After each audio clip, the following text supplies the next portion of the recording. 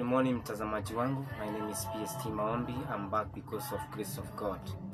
Leo nimekuja kufunza vitu 4 ambazo ni misingi ambayo inaharibu ndoa mingi na wengi wanashindwa kujikomboa baada ya kuingia ndani.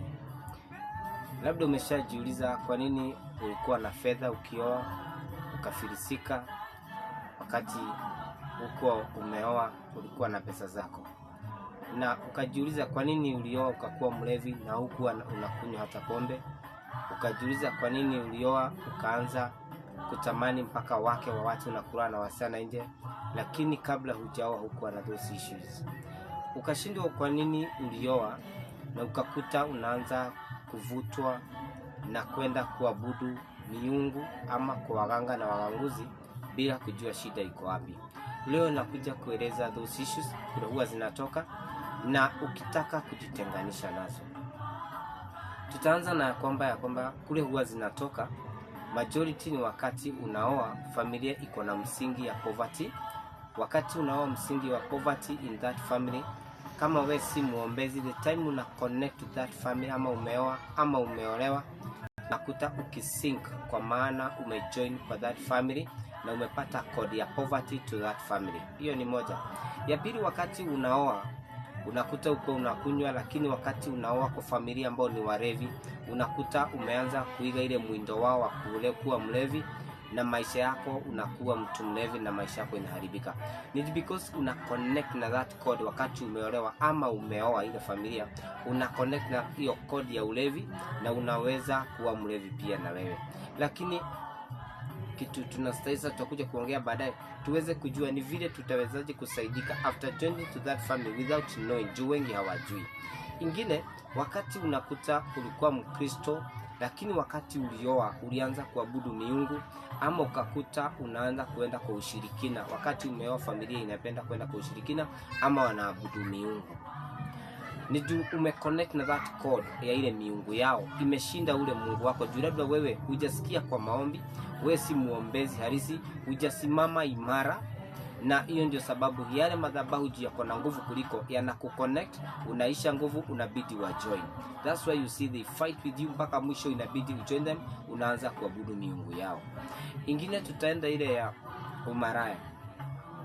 Maybe unakuta huko unahanya even one day hujaihanya, lakini the time unaoa unakuta ile roho ya umaraya imeingia ndani yako na unaanza kuwa mtu kutamani wanawake wa wenyewe na kurata na wasichana nje. Ni because the time ulioko ile familia iko na hiyo code ya umaraya na ile spirit ya umaraya, huo una connect na that family na unaanza kuvutwa na ile roho ya umaraya na unazua unakuwa connected kama wewe si muombezi na kama hujasimama imara kama Mkristo.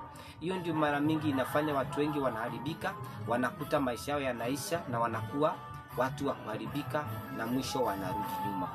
Ndio, na sasa tutakuja vile tutafanya as Christians ambao umeokoka ama huko umeokoka lakini ulioa ukakuta umeharibiwa maisha yako. The first priority, kama hujaokoka unastahili kutubu dhambi zako, uambie mtumishi wa Mungu, tafuta mtumishi akuombee uokoke, ukiri ukuwe ambaye amekombolewa na damu Yesu Kristo. From there unaweza anza kuomba. Kama ulioroka msingi wa mapepo ambao ni waenda kwa waganga na waganguzi, unastahili ku break that code of ya ile uganga na uganguzi na ile misingi ya ubomoe, na ule mtu umeolewa na yeye ubomoe, na msingi hiyo familia ubomoe.